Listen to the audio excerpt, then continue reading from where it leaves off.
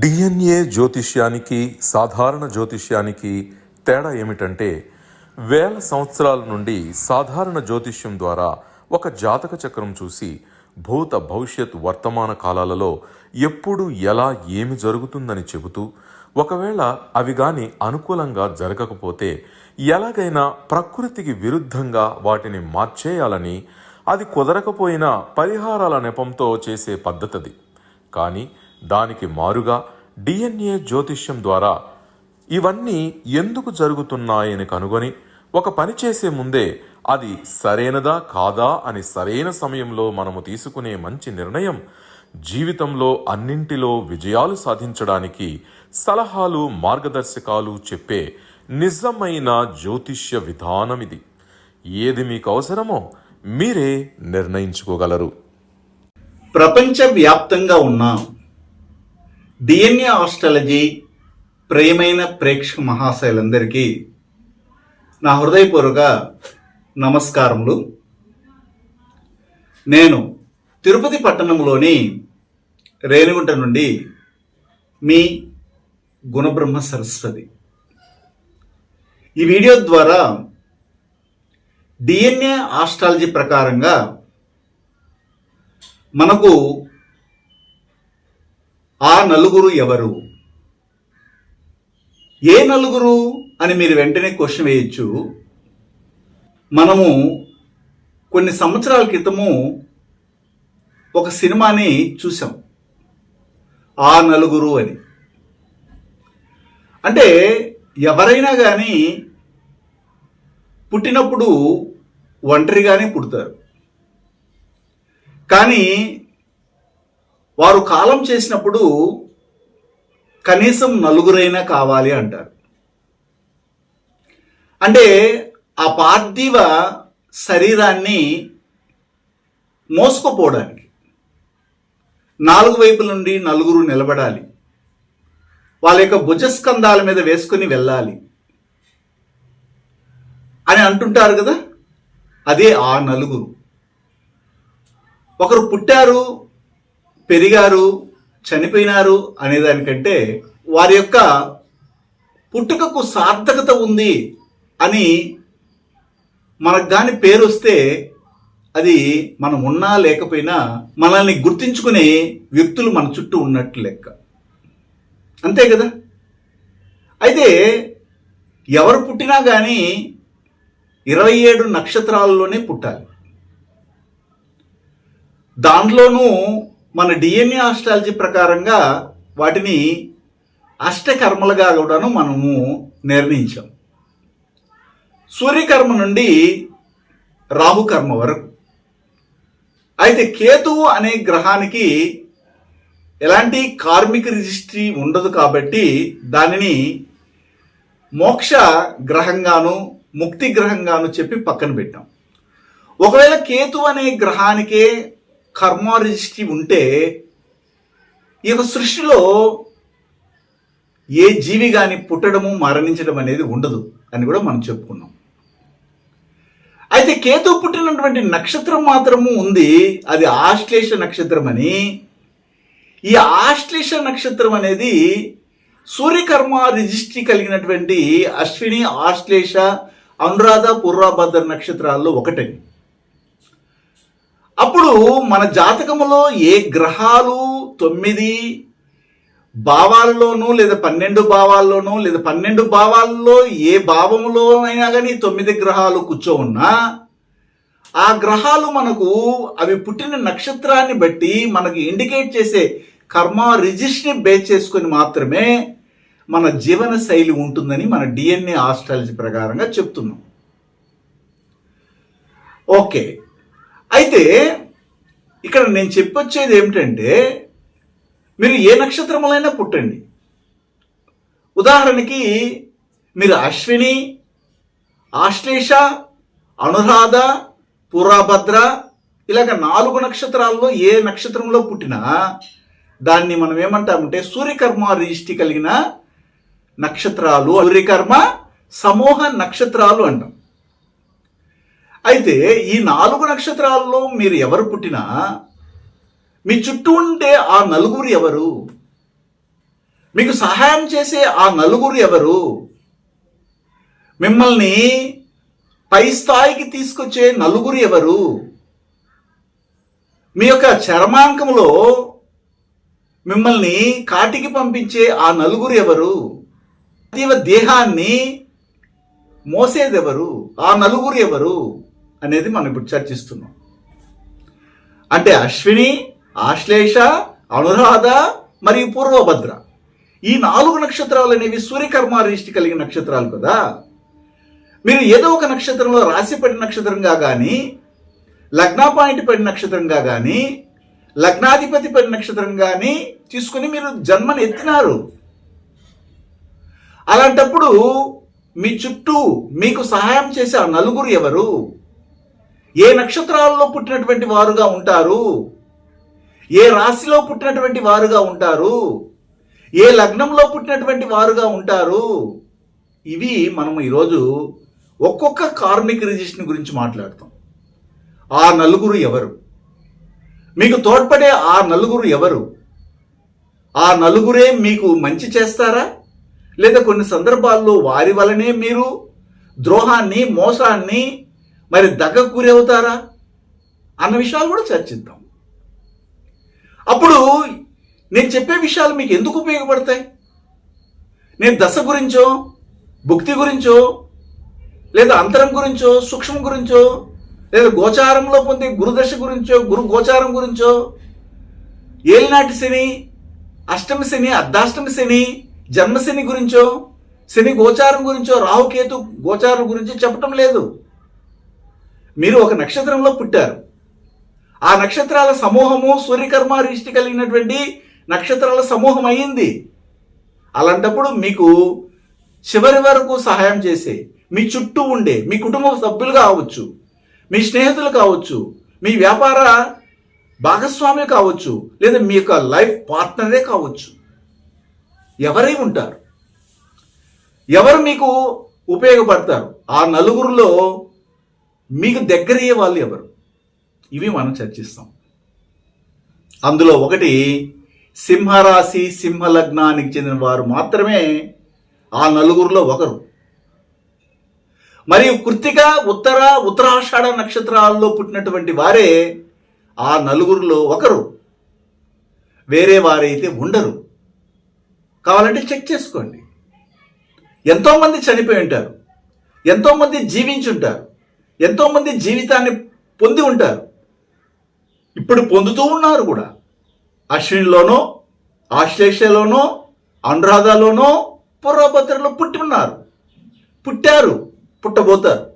అయితే వీళ్ళ చుట్టూ ఈ ప్రకృతి ఎవరిని అందుబాటులో పెడుతుందంటే ఉత్తరాషాఢ నక్షత్రాల్లో రాశిపడి ఉన్న, లగ్న పాయింట్ ఉన్న, లగ్నాధిపతిగా ఉన్నటువంటి వారే మీకు ఆ నలుగురు సహాయం చేసేవారు. అది కూడా సింహరాశి, సింహలగ్నానికి చెందినటువంటి వారు. వీరు మాత్రమే మీకు సహాయం చేస్తారు. బాంధవ్యాలలో మీ తండ్రి మరియు మామ, పిల్లనిచ్చిన మామ, భర్త తండ్రి అమ్మాయికి అయితే వీళ్ళు సహాయం చేస్తారు.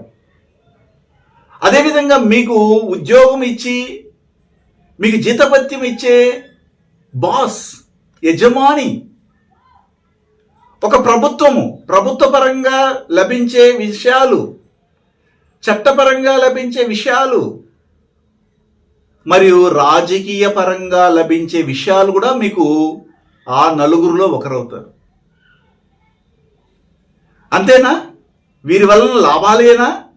వీరి పేరు పెట్టుకొని మేము గొప్పగా స్థాయికి వస్తామా? వారి వల్లనే మేము ఇంత స్థాయికి వచ్చామనేసి మళ్ళీ వారి ఫోటో పెట్టుకొని మీరు పూజిస్తారా? ఎస్, పూజిస్తారు. వాళ్ళే మీ జీవితానికి హీరో, వారే మీ జీవితానికి గాడ్ ఫాదర్.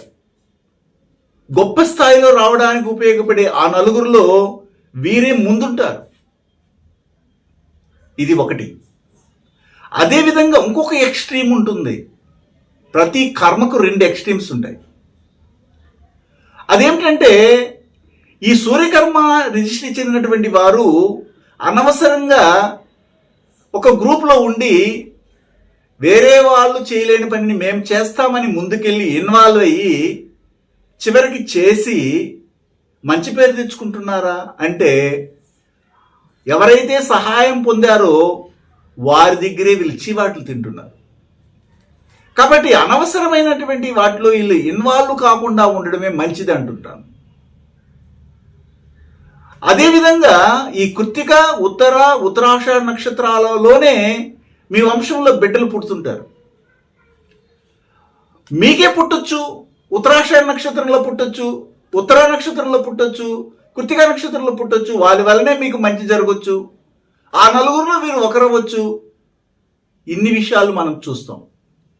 కానీ ప్రకృతి ఏం చేస్తుంది తెలుసా?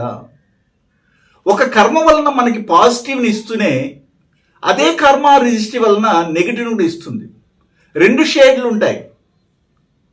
ఒక నాణానికి బొమ్మ బొరుసులాగా. బొమ్మ బొరుసు రెండూ లేకుండా ఒక బొమ్మ మాత్రమే పెట్టిన నాణ్యం చెల్లదు. దానికి బొరుసు ఉండాలి, బొమ్మ ఉండాలి. అప్పుడు మాత్రమే మీరు అంగిట్లో వెళ్ళి ఆ ఈ వస్తువుని అడగడానికి ఆ అర్హత కలిగినటువంటి నాణ్యం అది. లేదు, నేను బొమ్మ మాత్రమే పెట్టుకుంటాను, నాకు 10 రూపాయల నాణ్యం ఉంది, దానికి బొమ్మ మాత్రమే ఉంది, బొరుసు లేదు, కాబట్టి నాకు ఆ వస్తువు ఇవ్వంటే ససేమరా ఇవ్వము అంటారు వాళ్ళు. అలాగే ఒక కార్మిక రిజిస్టర్లో మీరు పుట్టారు, దాంట్లో ఆ నలుగురు వీరే. మరియు ఆ నలుగురికి ఇంకొక ఫేస్ ఉంది, ఇంకొక షేడ్ ఉంది. ఆ షేడ్ ఏమిటంటే విలన్ షేడ్. ఒకరు అశ్వినిలో పుట్టారు, అనురాధాలో పుట్టారు, ఆశ్లేషలో పుట్టారు, పూర్వభద్రలో పుట్టారు. లేదా లగ్నంలో కేతు ఉన్నారు, లగ్నాధిపతితో కేతు ఉన్నారు, లగ్నమే మీనమైంది. లేదా లగ్నం ఏదైనా కానీ లగ్నాధిపతి వెళ్ళి మీనంలో ఉన్నారు. లగ్నం ఏదైనా కానీ లగ్నం ఉండి 12వ భావాధిపతి లగ్నంలో ఉన్నారు. లేదా లగ్నాధిపతి 12వ భావాధిపతి ఏదో ఒక చోటు ఉన్నారంటే వీళ్ళకి సూర్యకరం ఉన్నట్టే. అప్పుడు ఇంతకుముందు చెప్పిన విషయాలన్నీ కూడా మీకు పాజిటివ్గా ఆ నలుగురు ఉంటారు చుట్టూ. అదేవిధంగా వీరి వలనే చెడ్డ కూడా జరగడానికి అవకాశం ఉంటుంది. ఇంకొక ఫేస్, ఇంకొక ముఖం.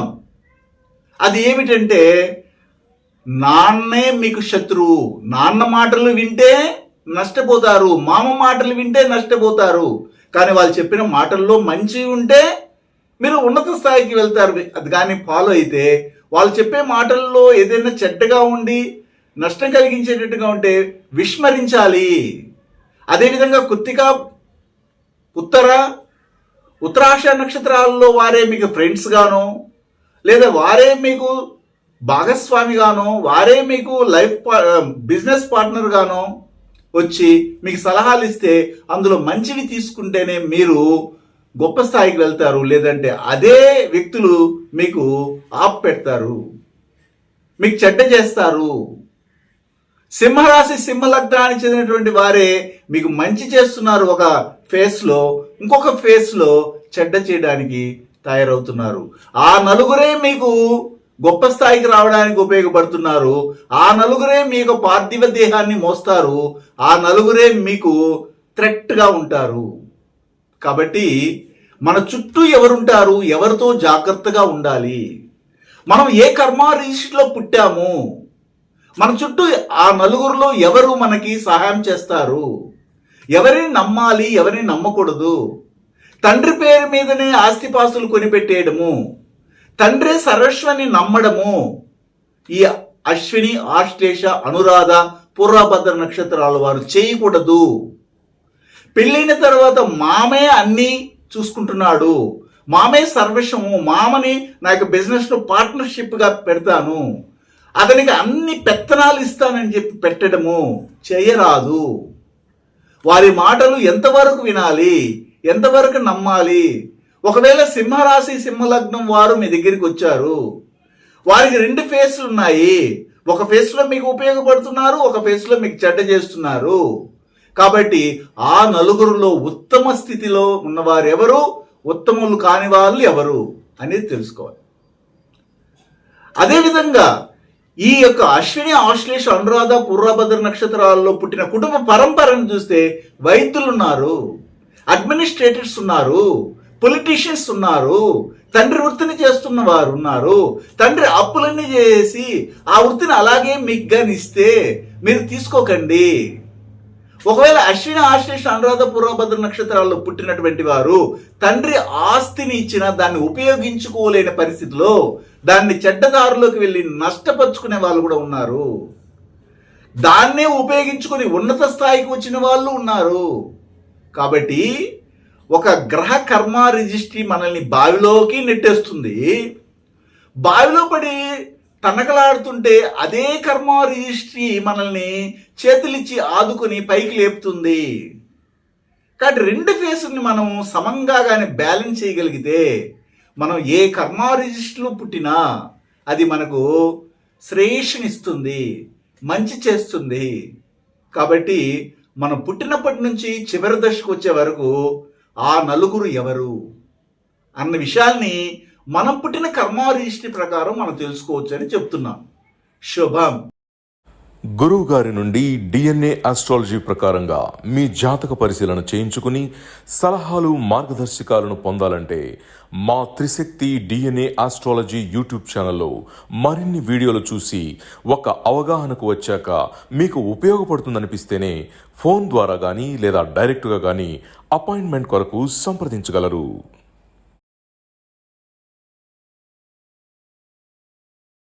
డిఎన్ఏ జ్యోతిష్యం నేర్చుకోవడానికి ఆసక్తి ఉన్న వారందరికీ గురువుగారి తరపున స్వాగతం. దైవజ్ఞ శ్రీ గుణబ్రహ్మ సరస్వతి గారి నుండి ఆన్లైన్ ఆడియో క్లాసుల ద్వారా అద్భుతమైన ఈ వంశపారంపర్య జ్యోతిష్యంను బేసిక్స్ నుండి అడ్వాన్స్ వరకు నేర్చుకోవాలంటే మీరు ఒక్కసారిగా ఫీజు చెల్లించేస్తే మిమ్మల్ని డిఎన్ఏ వాట్సాప్ గ్రూప్లో యాడ్ చేసినప్పటి నుండి మీ జీవితకాలం డిఎన్ఏ జ్యోతిష్యానికి సంబంధించిన క్రొత్త అప్డేట్స్ని ఆ వాట్సాప్ గ్రూప్లో నిరంతరం పొందవచ్చు. ఫీజు చెల్లించిన వెంటనే జరిగిపోయిన పాఠాలు మీ ఈమెయిల్ ఐడి ఇస్తే గూగుల్ డ్రైవ్కి మొదటే గురువుగారు పంపిస్తారు. అందులో మీకేదైనా డౌట్స్ వస్తే జూమ్ క్లాస్లో గురువుగారే స్వయంగా క్లియర్ చేస్తారు. పీడిఎఫ్ కానీ ప్రింటింగ్ మెటీరియల్ కానీ ఇవ్వబడదని గమనించగలరు.